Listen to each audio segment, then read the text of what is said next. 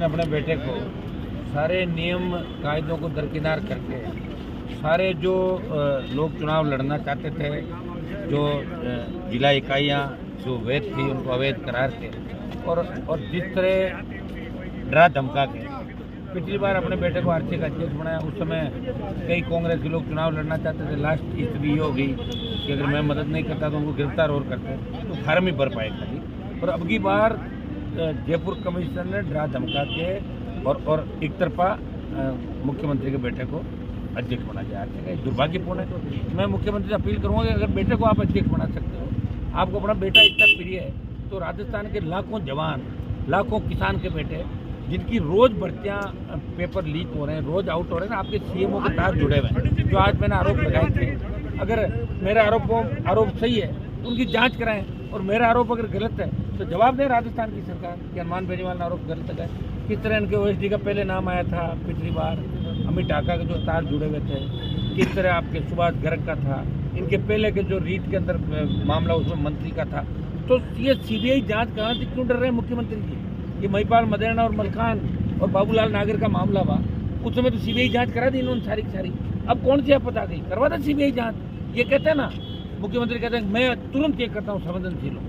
तो मुझे नहीं लगता कि संवेदनशीलता कहीं है। सरकार बचाने के लिए हर हथकंडा राजस्थान की सरकार अपना रही है और जितने भी मुख्यमंत्री के समर्थक विधायक है वो अपने अपने इलाके में मिनी मुख्यमंत्री है। नागौर को कौन चला रहा है? नामा का विधायक जिसका भाई और जीजा हत्या के मामले में अंदर है, वो पूरे नागौर को चला रहा है। नागौर जिले की हर नियुक्ति उसके इशारे पे होती है। बाकी विधायकों की स्थिति क्या मैं जानता हूँ सब। एक थानेदार एसडीएम और डीवाईएसपी की है नागौर के अंदर। तो मेरा इसके अंदर ये रहेगा कि जिस तरह कानून की धज्जियाँ उड़ाते हुए अपने बेटे को आरसीए का चेयरमैन बनाया, डरा धमका के विरोधियों को, अब मुख्यमंत्री जी आप राजस्थान के उन बच्चों को जो आपकी तरफ देख रहे हैं, लाखों बच्चे आपकी हर भर्ती हर पेपर आउट हो रहा है, आप खाली बातें कर रहे हो, ये बयान दे रहे हो कि पड़ोसी राज्यों में भी हो रहा है। ये क्या बात हुई?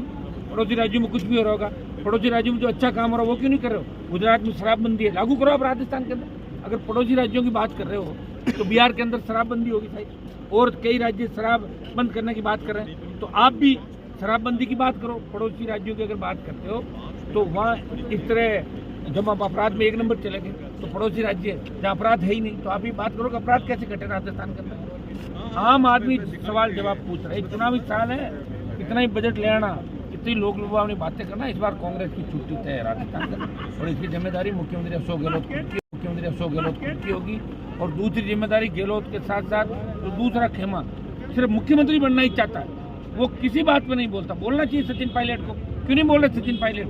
मैं सचिन पायलट से अपील करूंगा कि पेपर लीक मामले में वो क्यों नहीं बोल रहे हैं, उनको बोलना चाहिए। जब सीएमओ संदेह के घेरे में आ गया तो पायलट किस बात का वेट कर रहे हैं? बीजेपी कांग्रेस के कई नेता ऐसे जो अब सीएम पे आरोप लगा रहे हैं, जो पहले सीएम को अपना राजनीतिक पॉलिटिकल पिताजी मानते थे, गॉडफादर मानते थे, अब उनको अचानक उनका हृदय परिवर्तित हो गया। वो कह रहे हैं कि मुख्यमंत्री ठीक नहीं। तो भाइयों आपको बीजेपी में जाना है तो वैसे ही चले जाओ। कम से कम इस तरह की बात करके क्यों लोगों को बरकरार रहे? ये बात मैंने कही थी और मैं मेरी बात पर अडिग हूँ। राजस्थान में जितने भी पेपर आउट हो रहे हैं, कानून व्यवस्था जो बिगड़ी, इसको लेकर आरएलपी बड़ा आंदोलन राजस्थान में करेगी, बड़ी रैलियां करेगी और राजधानी को आने वाले दिनों के अंदर घेरेगी। सर, लाखों युवा आपके साथ में जुड़े हुए हैं, बड़ा आंदोलन क्यों नहीं हो पा रहा है? कर रहे हैं ना आंदोलन बड़े, और कौन कर रहा है? अग्निपथ का आंदोलन किसने किया इस देश के अंदर? अग्निपथ का आंदोलन अगर देश में किया तो 2 लाख जवानों की रैली हनुमान बेनीवाल ने करी। जितनी भी आप देखिए, चाहे सीआरपीएफ के जवान का मामला हो, जब केंद्र का विरोध करना हो, स्टेट का विरोध करना हो, तो हमारे जैसे ही मामला आता है, जैसे ही पेपर लीक का मामला आया, रीट भर्ती का मामला लोकसभा के अंदर मैंने उठाया और पेपर रीट रद्द करवाई।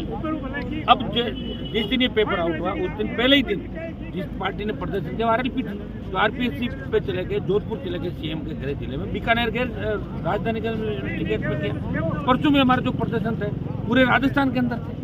आज आप देख रहे हो कौन कर रहा है? क्योंकि राजस्थान में विपक्ष कौन है? बीजेपी वाले तो पॉलिटिकल माइलेज के लिए कर रहे हैं। बीजेपी वालों के तो खुद के जो 13 से 18 के अंदर कितने पेपर आउट हुए। आरपीएससी का चेयरमैन जेल के अंदर था, उस समय भी लड़ाई मैं ही लड़ रहा था, कांग्रेस नहीं लड़ रही थी। उस समय वसुंधरा से लड़ रहे थे, अब गहलोत से लड़ रहे हैं। मुझे लग रहा है कि अपराध में और पेपर आउट कराने में भी इन्होंने गठबंधन कर लिया गहलोत वसुंधरा, ऐसा ही नजर आ रहा है।